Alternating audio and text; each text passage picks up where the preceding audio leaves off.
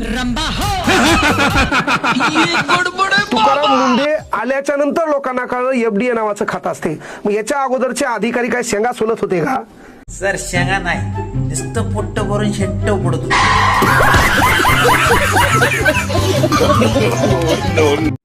FDA खात्यामध्ये 1945 पासून खातं आहे.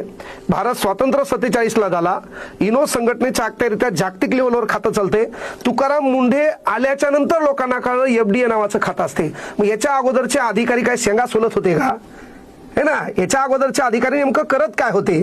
म्हणून शिक्षण विभागाकडे एकदा तुकाराम मुंढे साहेबाला द्या.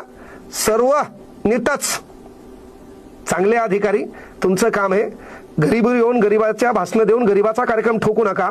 तुम्ही जर चांगले असले ना, कुठलाच नेता मायकाला भ्रष्टाचार करू शकत नाही.